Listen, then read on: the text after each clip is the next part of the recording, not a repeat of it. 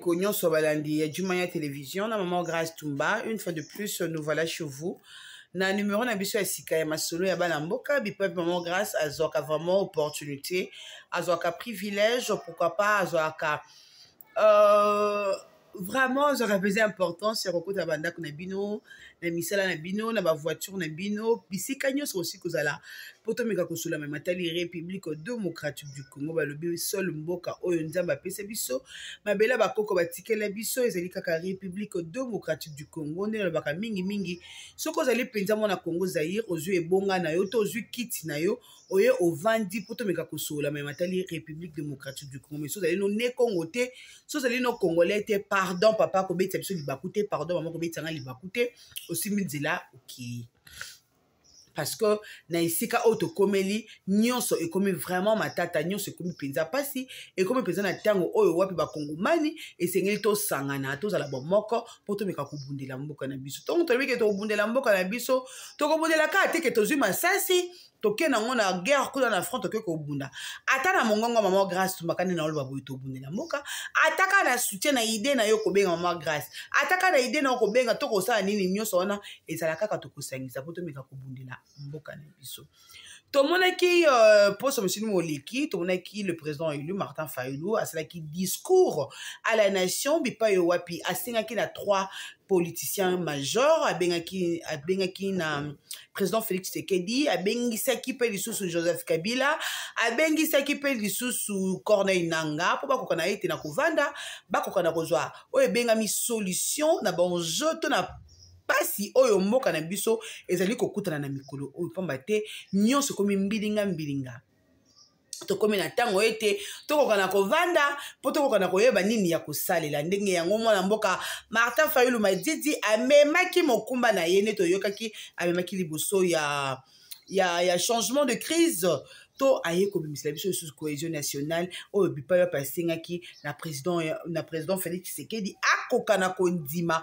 oyo ebengami appel ya batata épiscopo pe na batata ya biso ya molimo ya ECC na église ya ECC kuna po bakokana kovanda bakokana kosolola mais makambo ndenge ezali kobeta mingi mitu ntango tozali koto Martin Fayulu azali koyapela mapiste de solution mpona koyeba ndenge nini ya koluka kimia na makambo oyo mais koto oyo mpe tata mokambi ekolo azali mpe mapiste de solution na ye oyo azwaki deja azali kotambolela yango mpo akokana kozwa mpe kimia entre autres tomonaki akei kuna na Benin bipayo wapi azoluka médiateur akokana kovandisa bango bakokana kosola bakokana kozwa kimia tomonaki bandeko batu ya M23 bakendaki mopanzi kuna ya Benin bazongi na bango balobi ete bakoki kozwa to bazwi oyo ebengami solution te na makambo nyonso bakendeli bazongi na bango tozali kovanda awa biso na bino toyeba ete toboyekana kobosana te ke non nous sommes un pays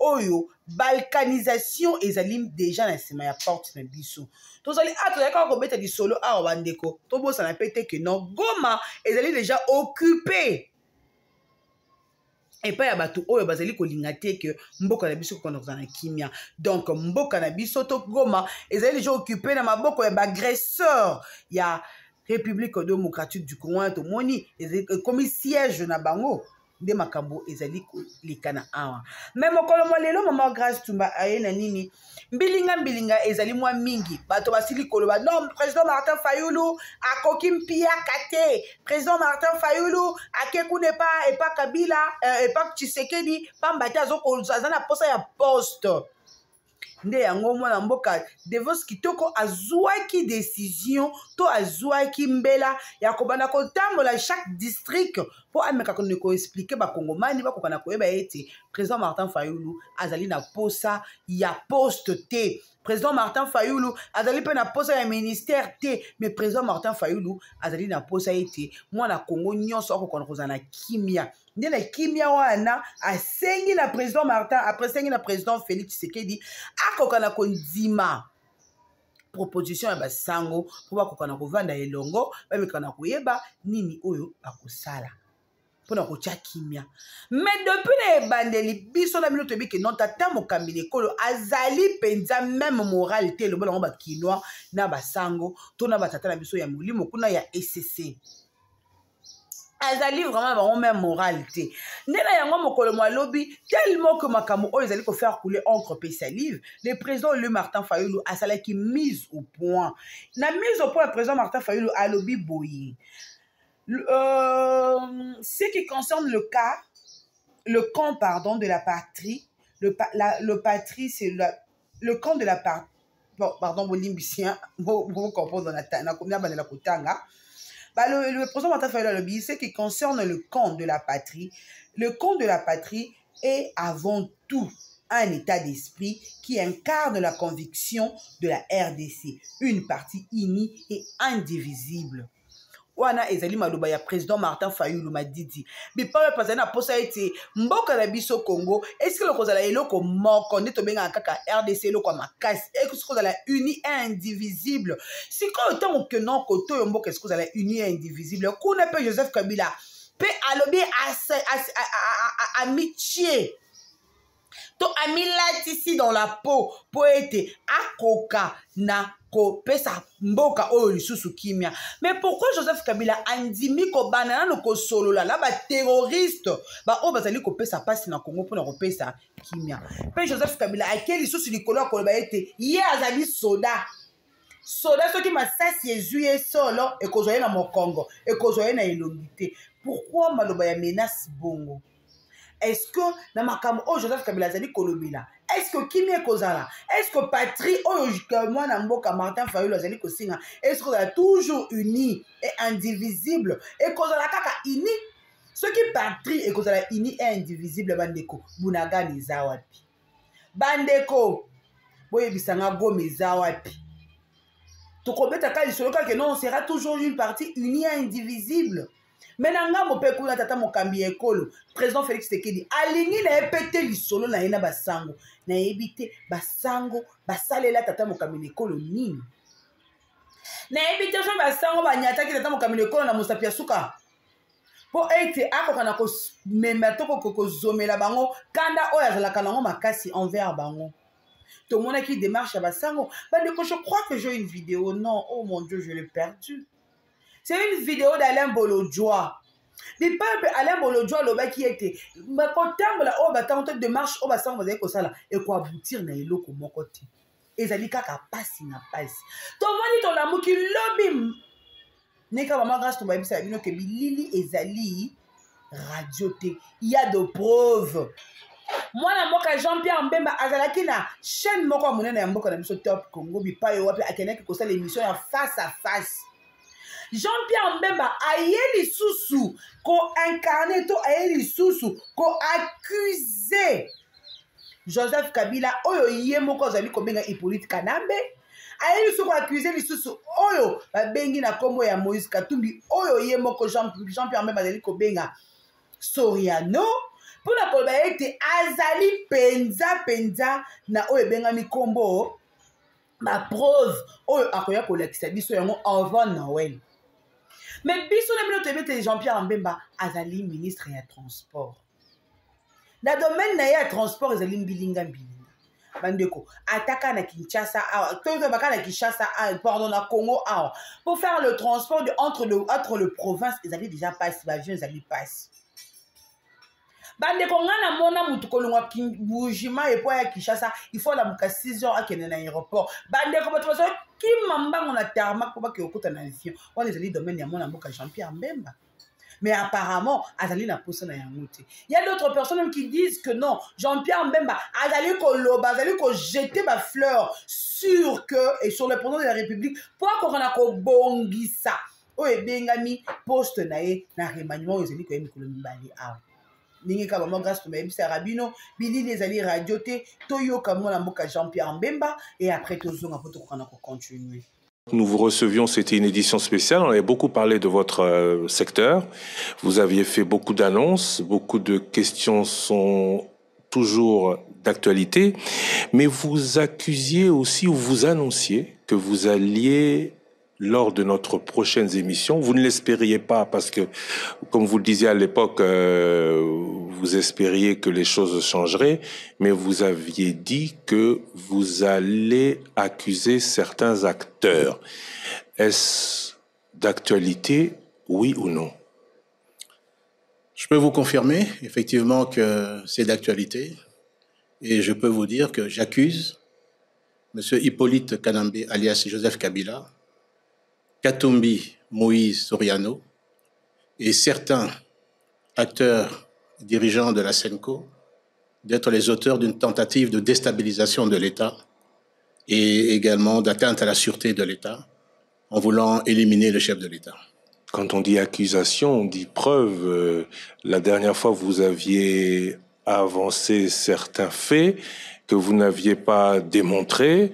Vous nous donniez rendez-vous à une date ultérieure. Aujourd'hui, vous allez accuser ou vous accuser et aller prouver ce que vous dites? Oui, je vais effectivement accuser et prouver. J'espérais que je n'allais pas arriver à ces éléments que je possédais déjà depuis plus de 6 mois. Et je peux vous dire que je vais vous amener les preuves de ce que j'ai dit. Voilà, bandeko balandi tozongi lisusu elongo na bino toyokana kosolula. Bandeko boyoki Jean-Pierre Mbemba qui revient à la charge et accuse Joseph Kabila, Katumbi et la SENCO. Et il compte nous amener de preuves de cette accusation bientôt avant Noël. Apparemment, on a vu beaucoup de ça battu pas. Denise dit Joshua Yakawa. Bombe ceux qui s'attendent 3. D'accord, jour J-14, jour J-13 après la souka Denise dit Joshua comme le pasteur na ya qui est pasteur na boye. Voyez elle sur la preuve mais pour Nani Jean-Pierre même nous promet de nous amener que de preuves avant Noël. Tant que le pays est berné de sang, tant que le pays est allé déjà kokindi, tant que le pays est déjà na passe, tant que Mboka est allé na mbilinga, tant que Mboka est allé kopema déjà na bonbon, est allé kopema déjà na oxygène. Jean-Pierre Mbemba nous promet et nous met de la zone pour garantie que non, à quoi la biso va prevoir avant Noël. Qui devient Martin Fayoulou après les déclarations de Jean-Pierre Mbemba? Qui devient Martin Fayoulou Bandeko? On se pose nous tous la même question. C'est Genevos Kitoko, Prince Epenge, j'attends maman Chantal.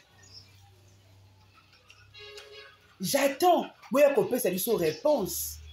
Apparemment, Bandeko, Martin Fayoulou m'a dit, il a fait un bon choix ou bien Ami Dindisi. Est-ce que la décision de Martin Fayoulou, elle a été bien réfléchie? Ou bien ça a été juste une émission, une décision prise avec beaucoup d'émotions? Beaucoup d'émotions, plein d'émotions parce que la vue, bande connaît pas qu'on koufa. Parce que à Moni, Mboka Congo, c'est dit qu'on kende. Martin Fayoulou a quitté, a vu mon cano, wana na kanda, a vu mon cano, na émotion que non, pour n'a que sauver Mboka. Parce que il est clair qu'actuellement ce régime n'est pas dans la logique des évêques pour le moment. Autant clair que le régime n'est pas sincère envers Martin Fayoulou.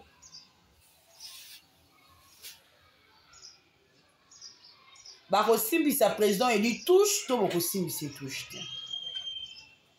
Président élu, à Kolela Mnoramboka, toi à Kolela Mnoramboka. À quoi joue le politicien congolais? À quoi joue le politicien congolais? Le politicien congolais joue à quoi? Et c'est quoi le but de tout ça? Pourquoi le président Félix Tshisekedi n'est pas dans le même dans la même morale, pardon, avec les évêques? Pourquoi le président Félix Tshisekedi azali ko éviter ko solo là na évêque? Pourquoi? Et pourquoi c'est seulement maintenant que le président Martin Fayoulou qu'il accepte prendre la main du président Félix Tshisekedi? De vos scriteurs qu'on va me répondre que non, on peut s'en monter parce que le régime est comme presque les jeunes date d'expiration. Par exemple, ils s'en foutent de tout. Non, non, non, non, non, non, non. On vous regarde. On vous regarde, on sait comprendre, On se voit de choses. Hein. On sait vraiment voir des choses. Qu'est-ce que vous allez venir nous dire? Peuple congolais, dès que Fayoulou prend sa position, les autres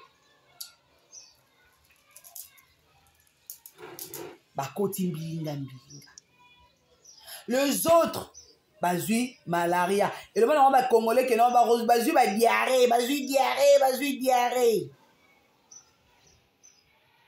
Qu'est-ce qu'on va dire? Qu'est-ce qu'on va réfléchir de tout ça? On dira quoi de tout ça?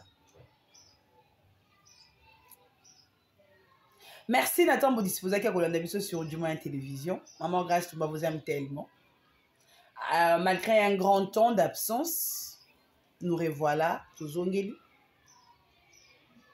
Pour comprendre que non, il y a deux fois aussi la santé peut faire aussi de caprice. Mais on est toujours là pour vous informer à temps réel. Dès que l'information est là, on arrive aussi pour vous informer. Je vous dis vraiment merci pour la confiance. Et ce qui est sur Zoni Lobité, merci. Combien de fois à ça sali voyage na Katanga par rapport à la province mususu. Et loko oyo nini ya akende kakuluka kuna. Akende kende koluka mbongo. Akende chaque fois soki akende Katanga eza pona kokende kozwa bambongo. Ba province tozana 26 provinces. Na ba province nyonso na akoma kate ezali kaka na Katanga. Bandeko, mboka ezali na maboko ya ba coopérant. Mboka ezali na maboko ya ba gangster. Pona bango bayela kinde mbongo. Bayela ki Congo te. Bayela ki peuple congolais te. Et alors, yangwana tozali ko senga na bandeko na biso nyonso. Nazali ko encourager bino baoyo bosi bondima ko bundela mboka na bino. En tout cas, bo bundela mboka na bino, bo lembanite, ko finga, ko tonga, ko sala bo c'est rien, mais musala na bino boza ko sala ezali ya litoma. Pourquoi? Parce que ezali ke mboka ezonga na baboko tolongolango mbulo yo sila te. Mbulo yo sila te tozala na Kinshasa baninga na ngai. Sino te baninga bazali kokufa na tango oyo biso tozali komela mai. Na Congo baninga mususu bazangi mai. Na tango oyo biso toza kolala na kati ya mwinda ekopela. Ba mususu bazangi mwinda. Na ndenge ya biso teniko toko tambusa mituka. Ndenge tozali kotambola na ba transport ya kitoko. Mais baninga mususu bako beta makolo ba kilometre na ba kilometre. Baninga to salela baninga oyo bazangi. Soki tolongi tolanda keno biso tosi tokomi malamu tika na vanda na ngai bango bakufa kuna wana ezali motema mabe. Ya solo tozana vie sociale nyonso elongo bani. Kasi pona nini toza kobunda pourquoi? Parce que baninga totiki milelo na milelo. Moyen ezali te baninga na ngai. Alors nazali ko pesa bino nguya, nazali ko féliciter bino, nazali ko kumisa bino na musala boza ko sala. Botiki oyo ba misala na bino. Bambotiki oyo ba misala na bino, botiki ba makambo na bino nyonso, bozali ko sala sensibilisation. En tout cas, pona ngai na bakeli bino ba fololo, tala kaka natikali nakanisi une semaine, 2 semaines na sali musala te veut dire que na sina zui ba remplaçant. Donc pour nangai motema ezali pepele. Merci papa. Na sina zui ba remplaçant yango wana bomoninga na ko mitungisa te awa naza koloba awa ngai wabino na kokata mikili na ke kotala bakonzi ya mboka poto yeba makambo nini tokosala bokomona na kobanda kotindela bino ba makambo nyonso oyo tokosolola kuna. Alors bilili ba makambo tu bo bando kozwa yango. En tout cas bolembanite mafinga soki bomoni ke bazo finga bino te veut dire nana bosali mosala te. Soki bomoni bazo finga bino voilà message est commis. Voilà bo sepela. Bwana bo sepela makasi ke oui message est commis. Soki bomoni bazo finga bino te veut dire que le message nana est comité. Alors bosali effort mafinge ya ebele kofinge ya ebele wana boye ba ke message ekoti message ekomi. Merci mingi bandeko na ngai na pesi bandeko na ngai nyonso bachaki ngai poa. En tout cas merci mingi bipai nyonso bino bozali. En tout cas na kozangisa te epai na kokoma po bakombo na bino ezala affiché parmi batoyo ba grand guerrier ya liboso. Merci mingi bandeko na ngai na tiki bino bosa musala melesi mingi. Viva papa, viva papa, viva 365 non manchité là et en lettres. Viva, viva papa. Papa Wakacha wana profiter nous avons posé question à répondre et dans le banc pour peut-être à ça la makamba. Papa Kanza ngana ozela na Belgique. Nazali na Belgique, Maman Mireille a invité ngai nazala kolongwa na ngai kuna na koleke pa na ngai te na kolaka mbele mbala moko na Belgique. Nazali koleka mbala moko na Belgique kolongwa na Goma Belgique. Maman Mireille a le bique nazala donc on a kozala wana. Mais là est ça qui correspond à ça et ça est papa Kanza. En fait, avion oyo nga na zui koleka na Belgique, c'est ça le grand problème ata na ebisa ki pepe petit muchi amemelanga kazaka ya sika kuna na kende kolata na Goma. Bon kazaka ngo etuli te mais na olata ngo le 30 na ebisa ki tokuta na ina na mboko wapi na 20 mais apesa nga kazaka wana na chemise ya pembe ya pembe et raté na olata ngo le 30 na kolata le 30 na fête et à les 30. De toute façon, quand dans les 30, on a la bisognon sur la Belgique. On a la bisognon sur la Belgique, tout causé là. Oui, bande konangai, Europe mobimba, batunyo bazana ba possibilité. Fete kozala moko et pas wapi na kati ya Belgique. Boyebi ke Belgique nde colonie na biso, Belgique nde centre ya makambo tout. Veut dire tocha makele les places on a parce que ce qui Belgique est simbi veut dire que monde mobimbe simbi. Wana nde centre ya masolo. Biso nyonso tokuta na les 30 na fete mère Mireille atindelinga bilili ya salle kabakata ya salle et ko kozwa soki 5000 personnes do vidi toto ni se place wana to la kisa mokili mobimba ke Alliance Fleuve Congo M23 on est là et tosi simbi de façon que tozala na Kinshasa et kozala décision na Nguya pour tokuta na mokolo wana vraiment mais on ne sait jamais.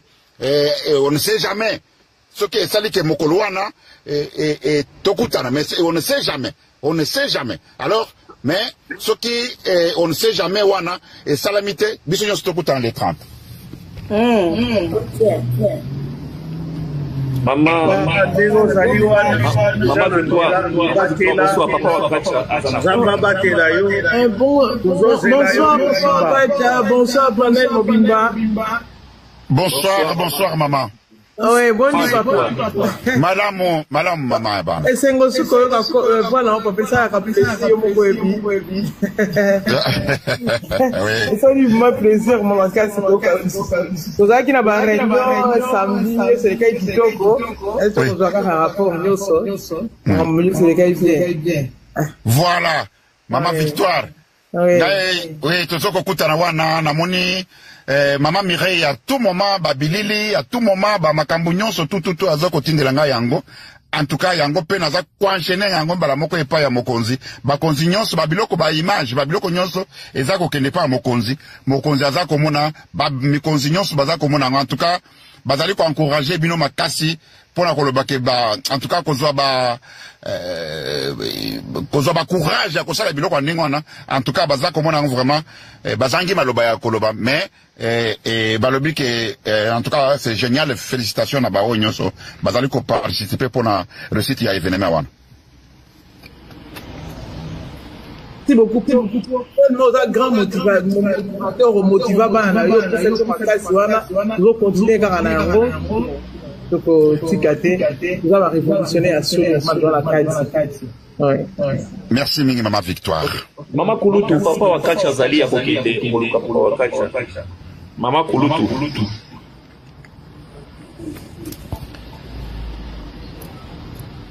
Papa Wakanja. Oui, Maman Kulutu. Viva, viva, viva, viva, viva, papa na biso toyoki esengo, papa yenda lesili. Totondisa mine esengo. Papa Wakanja. Maman Kulutu. Ndanga batela yo.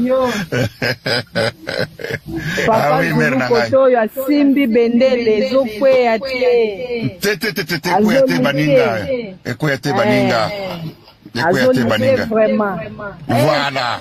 De 15h à 3h. Ah, papa Joulou. Voilà. Et l'homme, le papa Wakanda. Joseph Makasi, babon voyage.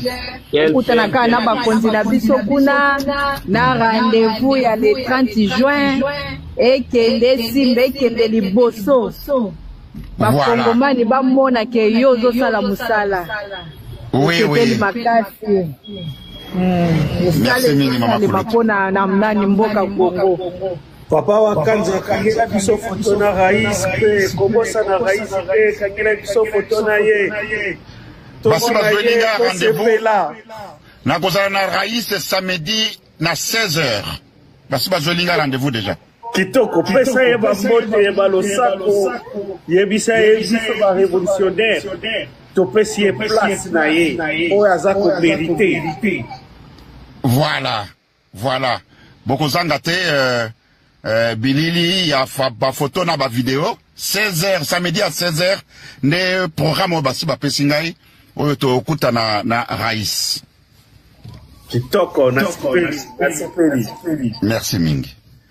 OK. De Komuchi papa Wakanja panel. Bonjour, Bangai. Naebi ubandili kamongo. Naza kusuku kaka okoma et puis beaucoup ngweza la libérer. Comme ça, Zanango pana mboka wana et se mettre en place. Mingi ya colonisateur, merci beaucoup en tout cas. Merci ele kinangai naza ko sepela makasi pona komona très bien que famille nanga mobimba ozali les seuls oyo rejoindre ngai na raison vraiment naza ko sepela makasi en tout cas tokokuta na le 30 na kati ya Belgique en même temps rendez-vous ya monene ezali na kati ya Leo la capitale et pas wapi tokozala ensemble kozala mopanzi nanga ele kinanga courage tozali na chemin ya kitoko ya raison. Merci. Écoutez, quand nous sommes entrés à Goma, vous avez suivi qu'il y avait un engouement de la communauté internationale disant qu'on a tué 3000 personnes. Et il y a aussi Félix en profité de ces mensonges-là. Et on a eu au moins des sanctions de nos dirigeants, nos cadres. Alors, on n'a pas voulu que ça puisse continuer comme ça, qu'il y ait, écoutez, la CPI, et il y a tout ça, non. Alors, on a au moins essayé de changer les choses. Et alors, pour le moment, moi je dirais que nous sommes en train de jouer aussi ce qu'on appelle la politique. Parce que, tu sais, mon cher, devant nous, on n'a pas une force qui peut nous interdire d'arriver à Kinshasa ou bien au Katanga. Il n'y a rien. Il n'y a rien. La FARDC n'existe plus encore. Mais ce que nous évitons, c'est tout simplement pour nous dire qu'écoutez, vous avez tué 4000 civils, 3000 civils. Et demain, on va voir, écoutez, ces pays vous attend là-bas. Faites-nous confiance, on va vous libérer. C'est ça notre détermination. Voilà la raison pour laquelle on a pris les armes. C'est pour libérer les peuples congolais. Ne vous fatiguez pas, il n'y a rien. Qu'est-ce que vous pensez que corruption et tout ça? Non, on n'a pas besoin de l'argent. Non, vous savez, dis-moi les gens qui n'ont jamais touché les milliards, les millions. Corneille Nangaa, c'est un type qui a touché des millions il y a très longtemps, vous le savez. Et parmi tous ces gens-là, comment il s'appelle? Joseph Kabila, vous le savez, c'est un milliardaire. Et ce que nous voulons, c'est tout simplement aider les Congolais et de faire sortir les Congolais dans le main de ces bandits. Donnez-nous, gardez toujours confiance en nous, on va vous libérer. Et ça reste encore quelque peu de temps.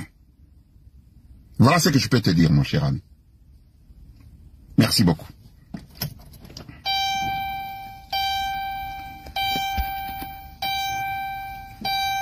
Qui reste, ou bien vous parlez de quelque chose qui va se faire dans un laps de temps, parce que 3 ans c'est beaucoup. On ne peut pas, je te l'ai dit, on ne peut pas attendre 3 ans. Voilà. Et je te l'ai dit, je te le confirme. Le monsieur va partir cette année. Et je te dis, un laps de temps peut-être ça peut, comme je t'ai toujours dit que l'indépendance, on va le fêter à Kinshasa. Au nom de tous tes enfants, et bon courage à toi, et surtout te dire félicitations. Merci beaucoup, mon frère Aïsson. Et à travers toi, je dis à tout le monde de courage et je le remercie de m'avoir suivi et de m'avoir encouragé et de participer et à m'aider que je puisse réaliser ces voyages. Merci beaucoup et au revoir. Tout est à nous de dire, papa. Merci, papa. À la prochaine fois, Tobé. Merci, papa. Bon voyage, Merci, au revoir. Merci. Nga nazongi na baoccupation na nga na mateka po na papa. Tika occupation wapi? Ok, voilà na panel mususu kuna bataliba. Naza na se. Nazo tapoter. Ozoke na ba panel ya bataliba ok soit mutu pourquoi? Nga Zulu na kota ba panel te. Ah, tika. Naza na panel moko o soki na 8 ans. On se connaît mon frère. On se connaît mon frère. Bon, on va en parler en privé. Mais je te dis que ici c'est chez moi. Ici c'est chez moi. Je viens quand je veux. On redresse des gens, on travaille et on appelle tout le monde. Ok, il n'y a pas de souci. Maman, Zulu, dernière chose. Attends, oui, Zulu, dernière chose. Nazanek, Oezazala. Ndekata ke partout à Zongarawapi. Nazala nae. Voilà. Ok. Non, qui m'est mon frère? Ils sont révolutionnaires.